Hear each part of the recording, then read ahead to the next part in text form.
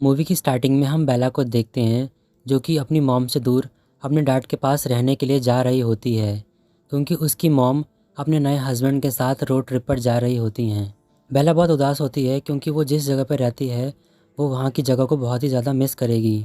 इसके बाद हम देखते हैं कि वो अपने डैड के घर आ जाती है। इसके बाद बेला के डैड के फ्रेंड बिली उनसे मिलने के लिए आते हैं। उनके साथ उनका बेटा भी आता है जिसका नाम जेकब होता है। बेला के डैड उसे एक 4 व्हीलर ट्रक देते हैं ताकि वो आराम से स्कूल जा सके। बेला उस ट्रक को देखकर काफ़ी ज़्यादा खुश हो जाती है। बेला को स्कूल में काफ़ी सारे फ्रेंड्स मिल जाते हैं। वो सभी एक दूसरे से बात कर रहे होते हैं। फिर वहाँ कलन्स की एंट्री होती है। बेला कहती है कि वो लोग कौन हैं। जेसिका कहती है कि वो डॉक्टर कलन और मिसेस कलन के एडॉप्टेड बच्चे हैं। जेसिका पहले पेयर के बारे में कहती है कि वो रोजली है और उसके साथ जो लड़का है उसका नाम एमिट है। ये दोनों हमेशा साथ में रहते हैं और अजीब बिहेव करते हैं। जेसिका दूसरे पेयर के बारे में कहती है उसका नाम एलिस है जो डबल अजीब है और उसके साथ उसका बॉयफ्रेंड रहता है जिसका नाम है जैस्पर जो कि रोंदू सी शक्ल बनाकर घूमता है। जेसिका कहती है कि डॉक्टर कलन ने भी चुन के नमूने इकट्ठा किए हैं, एक से बढ़कर एक नमूने हैं। इसके बाद बेला पूछती है कि वो कौन है। जेसिका बताती है कि उसका नाम एडवर्ड कलन है, इन सब में से सबसे स्मार्ट और हैंडसम। वो कहती है कि मगर वो किसी को भाव नहीं देता, सभी लड़कियां उस पर मरती हैं, बहुत ही घमंडी है वो। इसके बाद बेला अपनी बायोलॉजी क्लास में होती है। वो देखती है कि सामने ही एडवर्ड बैठा हुआ है। एडवर्ड उसे देखकर वियर्ड सा बिहेव करने लगता है और उसे देखकर अजीब हरकतें करता है। एडवर्ड को देखकर ऐसा लगता है जैसे वो अंदर से बहुत तड़प रहा हो। बेला उसके साथ थोड़ी अनकंफर्टेबल हो जाती है। इसके बाद एडवर्ड वहाँ से चला जाता है। बेला अपनी मॉम से बात करती है। बेला की मॉम कहती है कि स्कूल में कैसे दोस्त बने। बेला कहती है कि सब कुछ ज़्यादा ही अच्छे हैं। उसकी मॉम समझ जाती है कि किसी ने बेला के साथ बुरा बर्ताव किया है। बेला कहती है कि मुझे इन सबसे कोई फर्क नहीं पड़ता है। बेला की मॉम कहती है कि फ़र्क पड़ता है। बेला कहती है कि मुझे होमवर्क करना है। इसके बाद वो फ़ोन रख देती है। इसके बाद बेला डिसाइड करती है कि वो एडवर्ड से पूछेगी कि उसे मुझसे प्रॉब्लम क्या है, लेकिन वो काफ़ी दिनों तक स्कूल ही नहीं आता है। बेला के डैड उससे कहते हैं कि आज रात को मैं घर लेट से आऊँगा क्योंकि मिशन काउंटी में एक गार्ड को जानवर ने जान से मार दिया। बेला कहती है कि जानवर ने। उसके डैड कहते हैं कि ये फीनिक्स नहीं है जहाँ तुम रहती थी, यहाँ कुछ भी हो सकता है। वो जब बायोलॉजी की क्लास में एंटर होती है, इस बार वो अपने सामने एडवर्ड को देखती है और उसके साथ जाकर बैठ जाती है। एडवर्ड इस बार खुद को अच्छे से इंट्रोड्यूस करता है और इस बार अजीब हरकतें भी नहीं करता है और पिछली बार के लिए सॉरी कहता है और कहता है कि मैंने पिछली बार अपने आप को अच्छे से इंट्रोड्यूस नहीं किया। बेला पूछती है कि कहीं गए थे। एडवर्ड कहता है कि हाँ, आउट ऑफ टाउन गया था किसी काम से। एडवर्ड बेला से पूछता है कि क्या तुम्हें बारिश पसंद है। बेला कहती है कि मुझे ठंड और बारिश बिल्कुल भी पसंद नहीं है। एडवर्ड कहता है कि जब तुम्हें ये दोनों पसंद नहीं है तो तुम उस जगह रहने क्यों आई हो जहाँ हमेशा बारिश और ठंड रहती है। बेला अपनी पूरी कहानी बताती है कि उसकी मॉम का डाइवोर्स हो गया था और उसकी मॉम ने दूसरी शादी की और वो अपने हस्बैंड के साथ रोड ट्रिप पर गई हैं, इसलिए उसे अपने डैड के साथ रहने के लिए यहाँ आना पड़ा और वो ऐसा करके बिल्कुल भी खुश नहीं है। एडवर्ड बेला से कहता है कि तुम अपनी मॉम और उनके नए हस्बैंड के साथ क्यों नहीं रहती। बेला बताती है कि फिल एक माइनर बेसबॉलर है और उसे ट्रैवल करते रहना होता है, इसलिए अगर मैं अपनी मॉम के साथ रहती तो उन्हें मेरे लिए एडजस्ट करना पड़ता और ये मैं बिल्कुल भी नहीं चाहती थी, इसलिए मैं यहाँ आ गई। एडवर्ड बेला से बात कर ही रहा होता है, तभी बेला की नज़र एडवर्ड की आंखों की तरफ जाती है। वो कहती है कि तुमने लेंसेज पहने हैं क्या। पिछली बार तुम्हारी आंखें ब्लैक थी लेकिन इस बार गोल्डन ब्राउन है। एडवर्ड कहता है कि यहाँ की लाइट ही कुछ ऐसी है। फिर वो वहाँ से चला जाता है।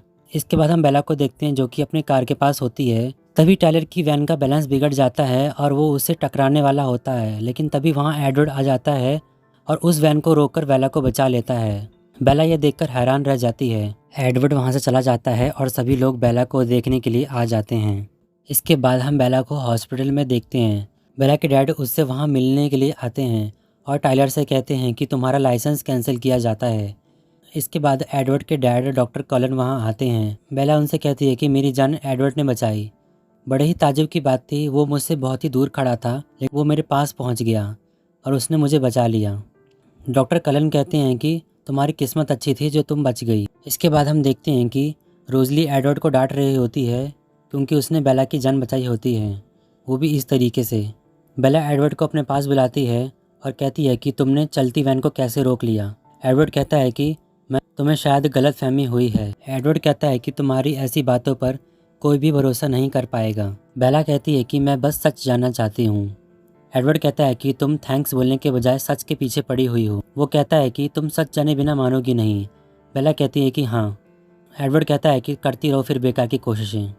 इसके बाद वो वहाँ से चला जाता है। इसके बाद माइक बेला से प्रॉम नाइट के लिए पूछता है, लेकिन बेला मना कर देती है और कहती है कि उस वीकेंड मुझे टाउन से बाहर जाना है।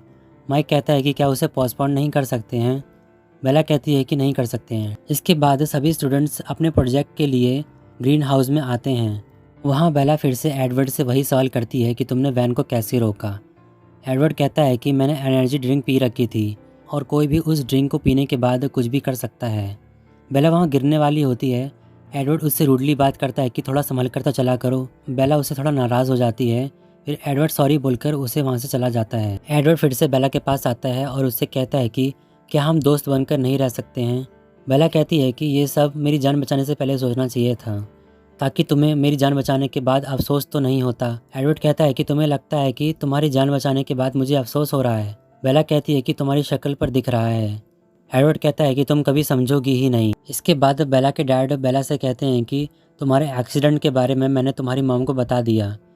बेला इसके लिए उन पर थोड़ा गुस्सा होती है और कहती है कि मॉम बहुत जल्दी परेशान हो जाती हैं, आपने उन्हें क्यों बताया। इसके डैड कहते हैं कि तुम ठीक कहती हो, बहुत ही जल्दी परेशान हो जाती है, मगर खुश लग रही थी।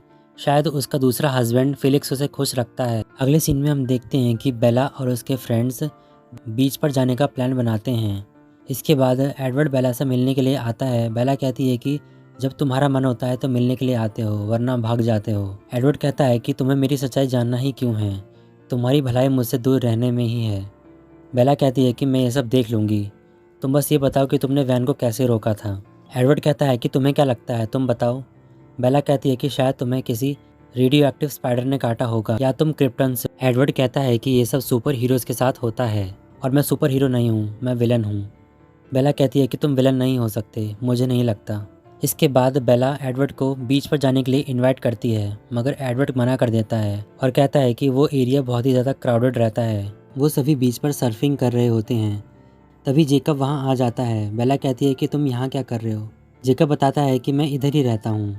फिर बेला और जेकब एक दूसरे के साथ बात करते हैं। जेकब बेला को बताता है कि कलंस यहाँ नहीं आते हैं क्योंकि हमारे ट्राइब को वुल्व्स का डिसेंडेंट माना जाता है और कलंस को वैम्पायर्स का।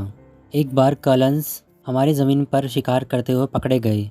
तभी ये फैसला हुआ कि कलंस जो वैम्पायर्स के डिसेंडेंट्स हैं वो इधर कभी नहीं आएंगे, इसलिए कलंस कभी इधर नहीं आते हैं। बेला इस बात को काफ़ी ज़्यादा सीरियसली लेती है, मगर जेकब कहता है कि ये सिर्फ एक स्टोरी है, इसलिए तुम्हें इतना ज़्यादा सीरियस होने की कोई ज़रूरत नहीं है। इसके बाद हम बेला के डैड के एक फ्रेंड को देखते हैं जो अपनी बोट पर होते हैं। तभी वहाँ 3 लोग आ जाते हैं। उन तीनों को देखकर ऐसा लग रहा होता है जैसे वो इंसान नहीं है। वो तीनों मिलकर उन्हें मार देते हैं। नेक्स्ट सीन में हम देखते हैं कि जेसिका बेला से कहती है कि कलंस कभी भी धूप में नहीं निकलते हैं क्योंकि वो सभी हाइकिंग या पिकनिक पर जाते हैं। इसके बाद हम देखते हैं कि बेला और उसकी फ्रेंड्स शॉपिंग करने के लिए आए होते हैं। तभी वहाँ कुछ लड़के आकर उन्हें छेड़ते हैं। फिर बेला एक बुक स्टोर से बुक लेकर लौट रही होती है। रास्ते में उसे वही लड़के मिलते हैं जो उसे छेड़ रहे थे। वो सभी उसे परेशान करने लगते हैं, लेकिन तभी वहाँ एडवर्ड आ जाता है और बेला को बचाकर वहाँ से लेकर जाता है।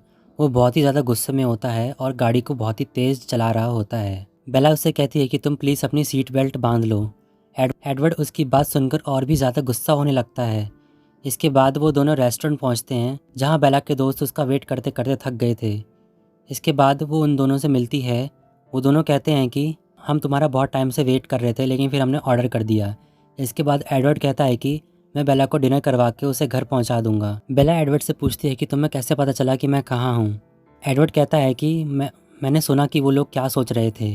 बेला कहती है कि तुम दिमाग को पढ़ सकते हो। फिर वो बताता है कि मैं बस तुम्हारा दिमाग नहीं पढ़ सकता हूँ, तुम्हारा दिमाग काफ़ी अलग है। बेला जब कार में होती है तो उसका हाथ एडवर्ड के हाथ से लग जाता है। बेला कहती है कि तुम्हारा हाथ तो बहुत ही ज़्यादा ठंडा है। बेला ये देखकर काफ़ी ज़्यादा हैरान रह जाती है। अगले सीन में हम देखते हैं कि बेला को पता चलता है कि उसके डैड के फ्रेंड को किसी ने मार दिया है और उसके डैड बहुत ही ज़्यादा दुखी होते हैं। बेला उनके पास आकर उन्हें कंसोल करती है। इसके बाद बेला पिछले कुछ दिनों से उसके साथ जो कुछ भी हो रहा है उसके बारे में रिसर्च करती है और उसे पता चलता है कि एडवर्ड कोई इंसान नहीं है। अगले दिन बेला एडवर्ड को जंगल में लेकर आती है और उसे कहती है कि मुझे पता चल गया है कि तुम कौन हो। बेला एडवर्ड से पूछती है कि तुम्हारी एज कितनी है। वो बताता है 17। फिर वो पूछती है कि कितने सालों से 17 के हो। फिर वो बताता है कई सालों से। बेला कहती है कि मुझे पता है कि तुम क्या हो। एडवर्ड कहता है कि कह दो कि मैं क्या हूँ। वो बता देती है कि तुम एक वैम्पायर हो। एडवर्ड कहता है कि क्या तुम मुझसे डर रही हो। बेला कहती है कि नहीं। इसके बाद एडवर्ड बेला को माउंटेन टॉप पर लेके जाता है ये बताने के लिए कि वो धूप में बाहर क्यों नहीं निकलता है। बेला धूप में एडवर्ड की स्किन को देखती है जो कि शाइन कर रही होती है। बेला ये देखकर कहती है कि ये तो बहुत ही ब्यूटीफुल है। एडवर्ड कहता है कि ये एक शैतान की स्किन है। एडवर्ड बेला से कहता है कि तुम मुझसे दूर रहो, मैं एक दरिंदा हूँ और बुरा भी हूँ। बेला कहती है कि मैं नहीं मानती। एडवर्ड कहता है कि मैं तुम्हें भी मारना चाहता था। बेला कहती है कि मुझे भरोसा है तुम पर कि तुम मुझे कुछ नहीं करोगे।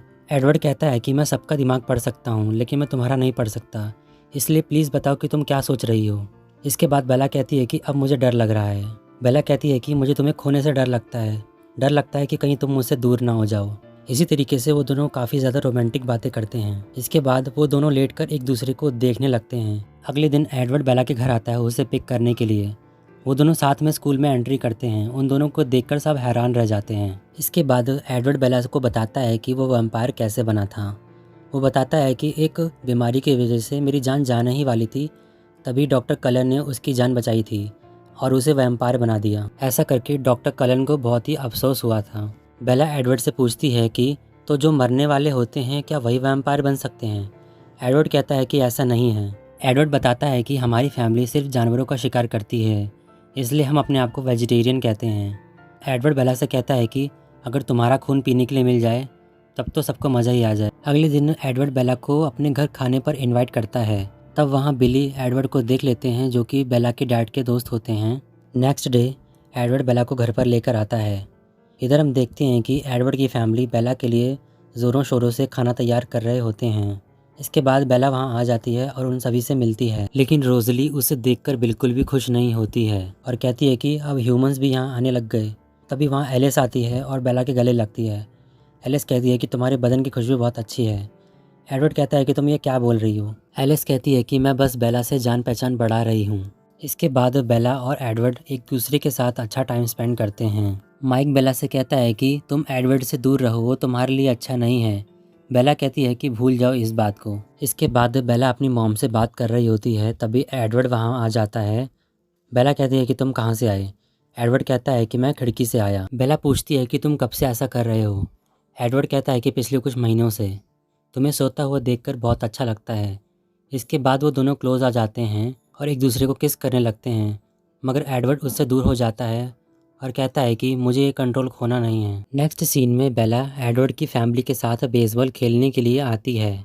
वो सभी बेसबॉल खेल रहे होते हैं, मगर तभी वहाँ वही 3 वैम्पायर्स आ जाते हैं जिन्होंने शहर में आतंक मचा रखा था। एडवर्ड बेला से कहता है कि तुम मेरे साथ रहना। डॉक्टर कलन उन तीनों से कहते हैं कि तुम तीनों की वजह से यहाँ काफ़ी परेशानी हो रही है। फिर वो लोग कहते हैं कि ठीक है, हम यहाँ से जा रहे हैं।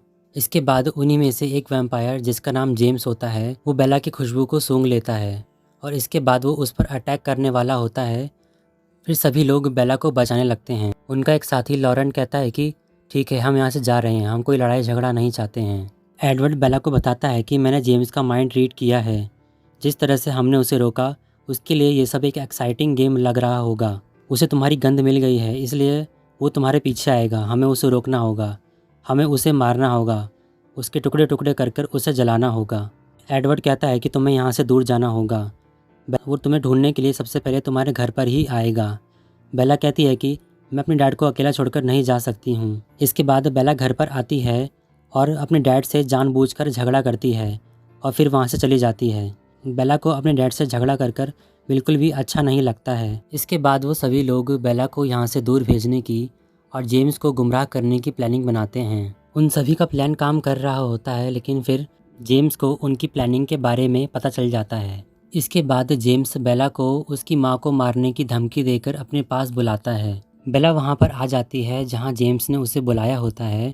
वहाँ पहुँचकर बेला को पता चलता है कि जेम्स ने उसे ट्रैप किया है। बेला उससे बचकर वहाँ से भागने लगती है, मगर जेम्स उसे पकड़कर वहाँ गिरा देता है। तभी एडवर्ड बेला को बचाने के लिए वहाँ आ जाता है। एडवर्ड बेला को वहाँ से लेकर जा रहा होता है, लेकिन तभी पीछे से जेम्स उसे पकड़ के गिरा देता है। जेम्स बेला के पास आता है और उसके हाथ पर बाइट कर लेता है। ये देखकर एडवर्ड को बहुत गुस्सा आता है और वो तो जेम्स पर टूट ही पड़ता है। तभी वहाँ सभी लोग आ जाते हैं और डॉक्टर कलन एडवर्ड को रोकते हैं और कहते हैं कि तुम बेला के पास जाओ, उसे तुम्हारी ज़्यादा ज़रूरत है। जेम्स के बाइट करने की वजह से वैम्पायर का वेनम बेला के शरीर में फैल रहा होता है, जिसकी वजह से उसे बहुत तकलीफ हो रही होती है। डॉक्टर कलन एडवर्ड से पूछते हैं कि बेला को वैम्पायर बनाए या नहीं। एडवर्ड कहता है कि क्या कोई और रास्ता नहीं है बेला को बचाने का। फिर डॉक्टर कलन कहते हैं कि तुम इसका वेनम सक करके बाहर निकालो। एडवर्ड ऐसा ही करता है। फिर बेला हॉस्पिटल में होती है, उससे मिलने के लिए उसकी मॉम आई होती हैं। बेला की मॉम को कुछ पता नहीं होता कि बेला के साथ क्या हुआ है। फिर बेला एडवर्ड से पूछती है कि जेम्स का क्या हुआ। एडवर्ड बताता है कि हमने उसे मार दिया। एडवर्ड ये भी कहता है कि तुम यहाँ सेफ नहीं हो, तुम्हें जैक्सनविल वापस जाना होगा। बेला कहती है कि नहीं, मैं यहीं रहूँगी। नेक्स्ट सीन में बेला और एडवर्ड प्रॉम नाइट के लिए आए होते हैं। जेकब बेला से मिलने के लिए आता है और उससे कहता है कि मेरे डैड चाहते हैं कि तुम एडवर्ड से ब्रेकअप कर लो। बेला जेकब की बातों को मजाक में लेती है और कहती है कि तुम मेरी तरफ से अपने डैड को थैंक्स कहना। जेकब भी ऐसे बिहेव करता है कि जैसे ये कोई मजाक हो। बेला और एडवर्ड एक दूसरे के साथ डांस करते हैं। बेला एडवर्ड से कहती है कि तुम मुझे वैम्पायर बना दो। एडवर्ड कहता है कि मैं ऐसा नहीं करने वाला। बेला कहती है कि मैं हार नहीं मानूंगी और तुमसे ये करवा कर रहूँगी। इसी के साथ ये मूवी यहीं एंड हो जाती है।